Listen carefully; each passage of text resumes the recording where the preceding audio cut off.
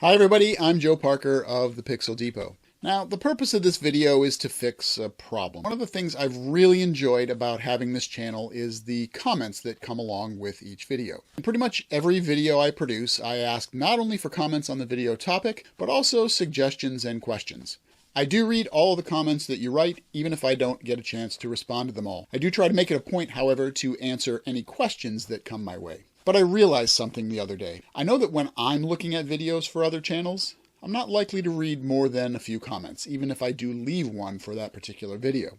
I also tend to watch a lot of YouTube videos on my television, and the TV app just makes it really difficult to read comments. So if you guys are like me, God help you if you're like me, you're probably not seeing a lot of the answers that I give to those questions. So I wanted to take care of that. So I pulled together that list of questions. Now, as I go through these, I will link to the original video both in the description as well as up above here. And if I mention any products, I will also throw an affiliate link down in the description. So let's answer some questions. The very first video I did for this channel was in March 2019, and it was essentially to show the state of my Monument City Terminal division at that time. That video took the form of an impromptu op session that covered how I switch my General Motors plant. It included delivery of auto parts boxcars and the removal of auto racks as part of that job. Two of those auto racks were Chessie system racks lettered for the B&O. Jeff Wenger asked me where I got them.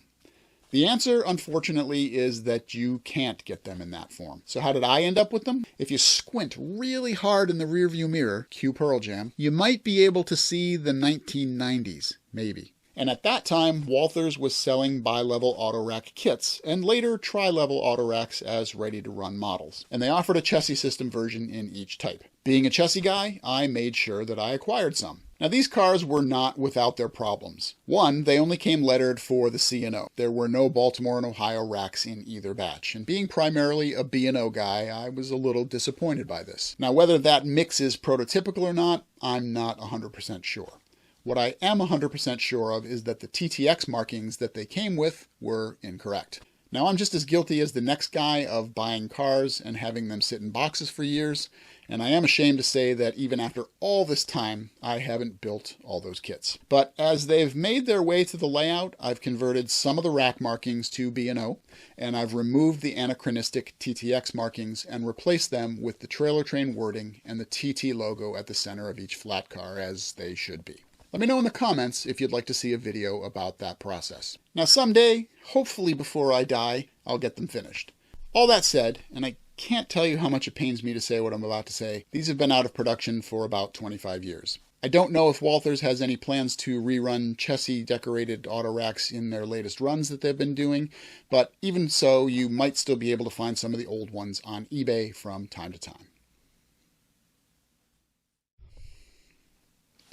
Now, when I got serious about this channel, 2 years had passed since that initial March 2019 video, so I did a March 2021 update. By then, work on the GM plant was pretty well along, and in that video I talked about some selective compression techniques. That prompted the question from DJL Angle 55 of, do you have any specific resources you'd recommend for compressing and modeling the auto plant? Now, I've known for a long time that I wanted an assembly plant on any layout that I did, so I've been gathering research for a long time. Even so, I wouldn't say I'm any kind of expert on the auto industry, and therefore I don't have any specific resources for compression on an assembly plant. I think it often comes down to what feels right and what space you have. Now, I was lucky to find a track map of the plant that I modeled in Baltimore, and it pretty much had the configuration as I modeled it, at least at the back of the plant. There was another whole delivery area at the front of the plant that I just don't have room to model. I got a lot of good information from Jeff Wilson's book on modeling the auto industry. Walthers also published a book a number of years back on the industry called America's Driving Force: Modeling Railroads and the Automotive Industry that I also found extremely helpful. I found my Walthers book online, and you might still be able to find them on eBay or at used bookstores if you look around. I've also documented some of my thought processes on my blog, and I'll include a link to that in the description. Raymond Arnott asked me in my video on laying track if I used Insulfrog Turnouts and how they work. Now, a bit of information here. Pico has traditionally had two types of turnouts. They've had the Electrofrog and the Insulfrog. I do use the Insulfrog variant. They work by insulating the frog from the rest of the rail using plastic pieces molded into the turnout to prevent the current from flowing through. This also prevents you from having to cut the rail to provide a gap, which is usually what I've seen people do with the Electrofrog variant. Pico's also recently come out with what they're calling Unifrog turnouts, which combine the power routing of the Electrofrog with the insulated frog of the Insulfrog. And from what I understand, they work really well for DCC. I don't have any of them, at least not yet, since I stocked up on turnouts a while back, but if I do need more, I'll be anxious to try out these new Unifrog turnouts.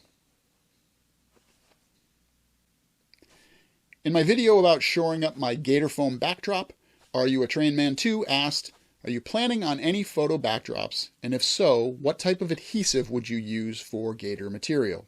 I have masonite board for mine, but I'm thinking of changing to something lighter like the Gatorfoam. Now, there is a photo backdrop across the entire length of this backdrop. I used Elmer's Craft Bond adhesive spray, but I'm pretty sure you could use any adhesive spray, even white glue or a glue stick. My understanding is that the Gatorfoam surface is essentially a wood product, so anything that sticks to masonite or adheres to a smooth, non-porous surface, or even wood, should work. So far, my Gatorfoam benchwork and backdrop have worked out very well in my opinion, especially since I wanted the Grunge layout to be portable and lightweight. And while I wouldn't necessarily suggest using Gatorfoam for the benchwork of a permanent layout, I would definitely suggest it for the backdrop on that permanent layout. It's also great for buildings and bases, and I'll be using it for those purposes in a couple of videos coming up soon. You can get your Gatorfoam like I did from Gator Dave Myers, who's one of my sponsors, at gatorfoam.net. I'll include a link to the site in the description, and if you do order, please let Dave know that the Pixel Depot sent you. In my video on laying track for the Grunge, David Curtis asked, by the way, did you forget to cut a slot under the turnouts for any switch motors you might want to install sometime later? Now, I definitely didn't add slots under the turnouts for switch motors.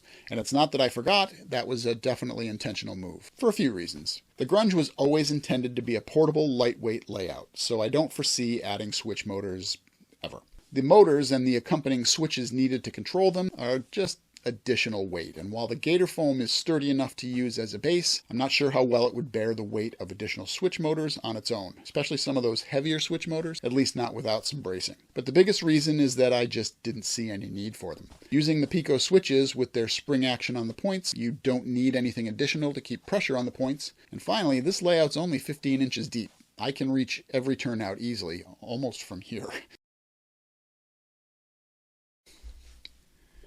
In my video about choosing structures for the Grunge, Rob Ott asked about the location of the diner, which I've actually moved. It's this diner here, which in earlier videos sat right about there. Now he said, I'm not too sure about the location of the diner. To fit in the diner somewhat realistically, you may need some parking spaces, for instance, and some type of barrier between a public space and the railroad. My response to him at the time was that I think the aisle is my friend here. My plan was to put the front of the diner right at the front edge of the layout, and then the parking area is in the aisle, and then the street is beyond that. Either way, I thought his question was a good one because it drove home the point that in that video I wasn't really clear about the fact that I did indeed envision the street to be off layout. Once I described that, Rob admitted that he hadn't been thinking of it that way. Actually, without some kind of explanation, why would you? So thanks, Rob, for pointing out my lack of description. Time for some shameless self-promotion. In that same video, David McRae asked about where he could get a shirt like the one I wear in my videos. The answer is that they're available on my spring store. I've created a number of different designs, and most of them are available in different colors and as t-shirts, sweatshirts, even mugs and bags. The links to the site are included in the description of each of my videos, and purchasing them will not only give you some extremely stylish, if I do say so myself, apparel, it will also help support the channel so I can keep bringing you quality content like, does this actually count as quality content? Quality content like the videos I'm referring to in this video, if nothing else.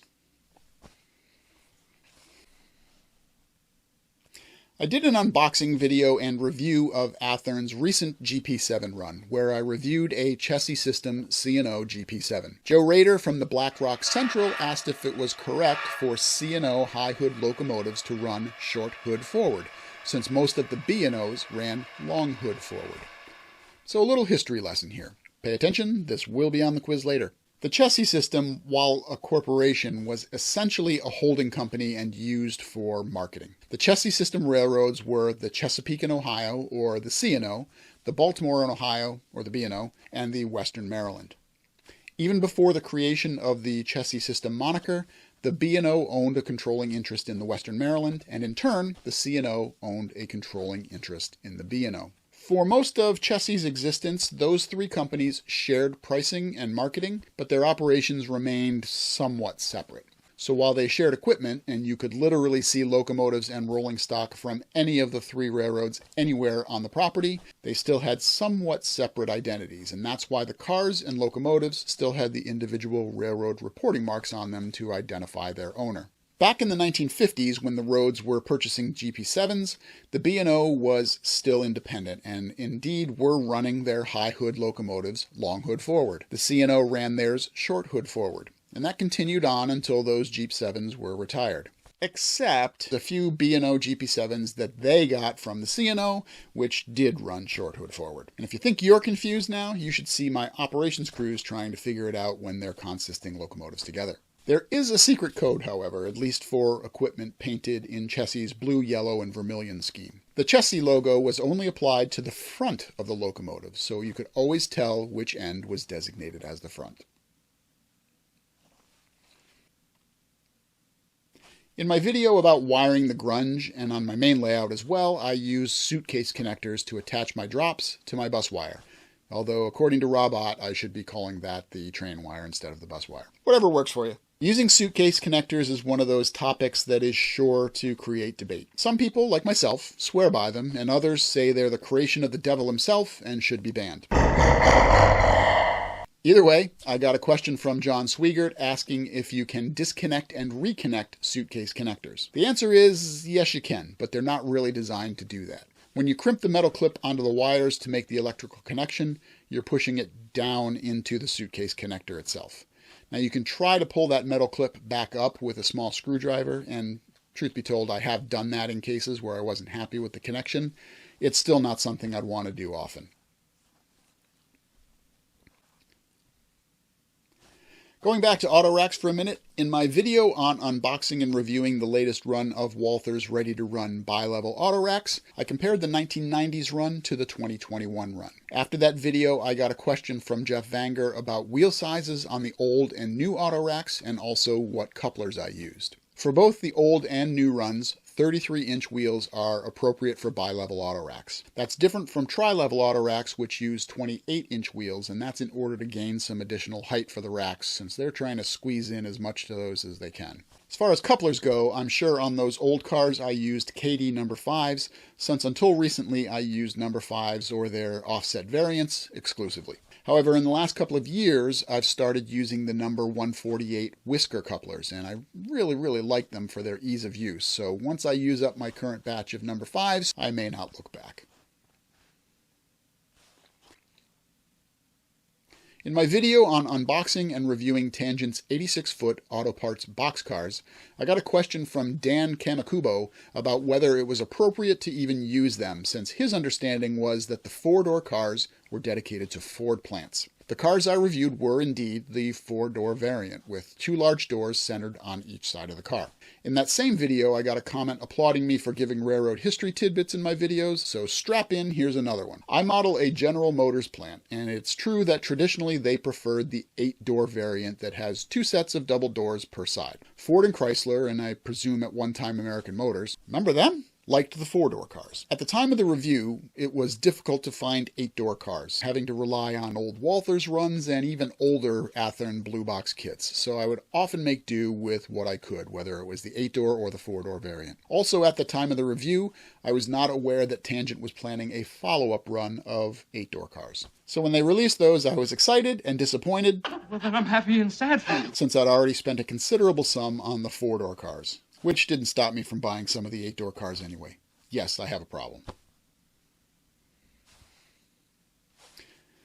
In that same review, I neglected to talk about minimum radii. The box states that those 86-foot cars have a suggested minimum radius of 24 inches. EL3672 commented that running such a long car on such a small radius would look toy-like and asked what my suggestion was for an actual minimum radius.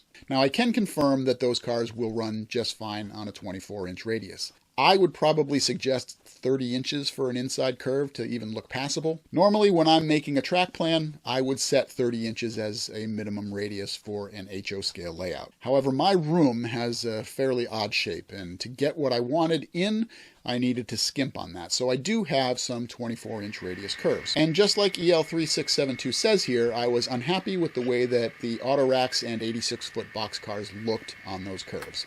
And that was one reason why I built the Cambridge Iron and Metal building the way that I did. It uses a two-wall construction with an open back to both disguise the sharpness of the curve as well as to allow for a large building for scenic purposes. Check out that video on construction if you haven't already. As far as other specs for the tangent cars, they weigh in at 8.1 ounces, which is about an ounce and a quarter heavier than the NMRA recommendation for a car that comes in just under 12 inches long. However, I'd rather have a car that's too heavy over a car that's too light any day. A question came in on my video about painting track for the Grunge layout. Scottabot asked why I wasn't using any type of roadbed and also asked if the track is going to be set in the streets. In this case, the Grunge is supposed to represent lightly used, under-maintained track in an urban alley. That kind of trackage rarely got a lot of ballast, and more often than not, the track is either embedded in the dirt or is so covered with dirt and weeds as to appear as if it is embedded in the dirt. So I decided not to use roadbed at all on the Grunge. I am using roadbed for the main line on the MCTD, which you can see in the updates and obsession videos. In the video I did on weathering a Conrail GP15-1, I mentioned using a brush and alcohol to break down any oils that might be on the surface in lieu of removing the shell completely and giving it a wash. Troy B17 asked, "Hello, have you ever had a problem with the alcohol removing any paint? A lot of people use it to remove paint. What percent of and what brand of alcohol do you use?" Now, I've never had a problem with paint removal using 70% isopropyl alcohol. That's the strength I use to dilute oils like in the case of the Jeep, and I also use that strength to create my weathering washes. Now, I should amend that to say that I've never had any issue with it removing dry paint. If the paint's still wet, it can cause it to run and lose some color.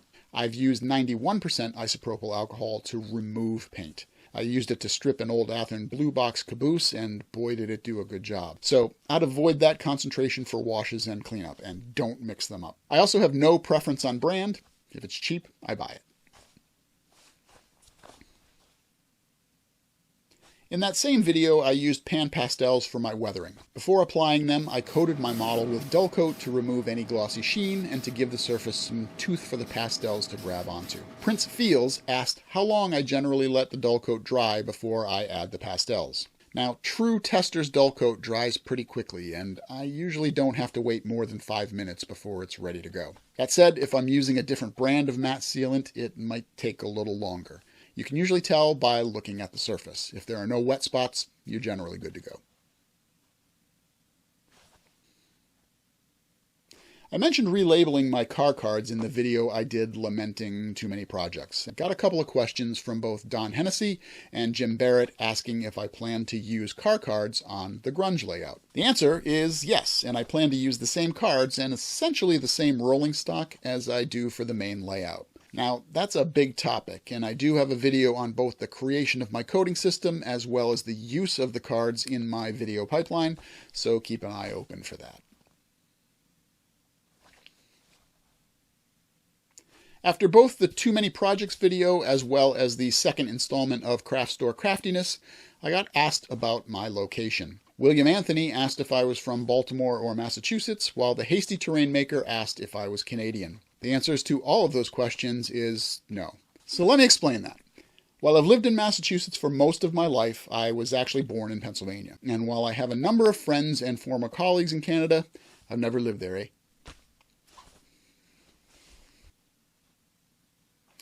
In both the videos on building the tenements for the Grunge, as well as my video on building the Smith Sign Company, I talked about using future floor polish as an adhesive to stick the window material to the window frames. Joe Rader asked if I had ever had any problems with the future not lasting and whether I'd had any problems with the windows falling out. Now, the only time I've ever had issues is when I don't use enough of the floor polish on the window surface, so don't be afraid to really slather it on there when you use it. That said, if you accidentally poke the window material after it's been glued on between the frames, you can pop the window glass off. Not that I've ever done that. What do you mean, how do I know then? John Arthur also asked if it only works between acetate and resin, assuming the window material I painted black was indeed resin. I've actually used this with the resin windows as well as plastic or styrene window frames with equal success. I used the same process for both the American Can Company and the tenement windows, and those were all plastic. The material I painted black was indeed acetate, one of the things I picked up from Michaels in the first Craft Store Craftiness video. I should mention that Future as a brand seems to have gone away and is now called Pledge Revive It. Either way, purchasing a single bottle of this should be a lifetime supply. I'll put an affiliate link in the description. In my video on scenery for the Grunge, I used foam sheet to represent the road surface and then used spray paint to give it a more realistic appearance. House of Random has a good eye and asked if the spray paint reacted with the foam. When you initially spray the foam, there is some sort of reaction that goes on that causes the foam to curl up at the edges. Or curl down. It curls. However, after the paint dries, the foam flattens back down again on its own. And that's actually a good way to tell if the foam is ready to use. In that same video, Robert Dixon asked what I use for my sidewalks. I actually have two different types and brands that I use as my go-tos. I use Bar Mills laser cut sidewalks if I'm looking for something narrow, and for wider sidewalks I use the ones made by Rick's in their Small Town USA line. In the follow-up video on scenery for the Grunge, where I laid down the lines on the road, Lee Gorchek asked why the stop lines on one side of the track was closer than the other, and stated that he thought that they should be 20 to 25 yards from the crossing to be realistic. My answer was that it was purely convenience. I was looking to get the lines finished, so I just took a strip of the Highways and Byways tape and cut it in half, and then butted one end up against the backdrop. But that did look odd both at the crossing, where the spacing was off, as well as at the backdrop, since that corner by Laida's joint is supposed to be a cross street. So after the fact, I went back and did some adjustments to make them a little more realistic, although they're still far from perfect. In terms of the spacing, 20 scale yards from the crossing is 8 actual inches. If I made them a realistic distance from the crossing, you wouldn't see lines at all, since the layout's only 15 inches deep. In the case of road lines, I'm of the opinion that you can do some compression to get something that looks right. Given that we're usually viewing lines from the ground in real life, the perspective fools our eyes into thinking that lines are closer than they really are anyway, so I don't think it's really that much of a stretch. Under the same video, Chad Weaver asked where I got the L-shaped steel blocks that I use, so it's time for yet another blatant plug. I got those from Micromark, and they come in 3 different sizes, 1 inch, 2 inch, and 3 inch. I use the 1 and 2 inch variants myself. I'll put links in the description, and if you use the coupon code PixelDepot when you check out at Micromark, you'll get 10% off your entire order. That coupon code, by the way, is good anytime you order, so use it often and save some dough. Once again, from that same video, Paul Lydiard asked if the loading dock I used for the Team Track on the Grunge was scratch-built. It was not. Once again, I relied on a Rick's product, and that is their modular loading dock kit. Paul also asked if I liked the Pan Pastels. To be honest, I really don't like them. I love them. I prefer them to any type of weathering powder I've tried, including the Bragdon Industries. I have a number of different colors and use them for about 75% of the weathering that I do, maybe more, both for rolling stock and for scenery. I find them to be very forgiving, you get a lot of control, and if you don't like the way it turns out, you can wipe them off with a damp cloth and start over. In most cases, when you're finished, you don't even have to seal them and they'll hold up to a reasonable amount of handling. I would recommend them to anyone. I'll put an affiliate link in the description. I did 2 videos on making better signs for your layout. First a video on 6 tips to use, and then another on how to actually make the signs using software like Microsoft Word, in case you don't want to have to learn a graphics program. After that second video, Jim Espelet, I'm so sorry if I messed that up, mentioned that what I didn't cover was how to print them, including types of paper, perceived weathering effects, and so on. Now, while I hadn't planned a third installment in that series, I can definitely do that if there's interest. Let me know in the comments. Paul B. mentioned that he likes my layout and wondered if I could post an overview of the track plan. Well, first, thank you for the compliment. I really appreciate that, Paul. It wasn't clear if you were talking about the Grunge layout or my main MCTD layout. If you're talking about the Grunge, there's a video all about the track plan that I'll link to above. I've also talked to some degree on these videos about my plan for the MCTD, but I've never really gone into great detail on it. I always say that a track plan is never finished, and this is really the case for the MCTD.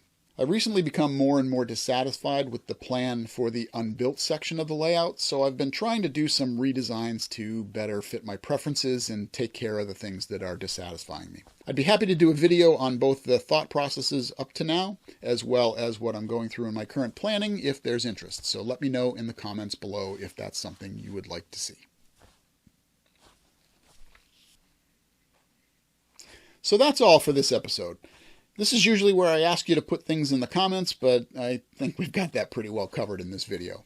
I've created a playlist containing all the videos I've referenced in this video, and you can check that out by clicking at the top left.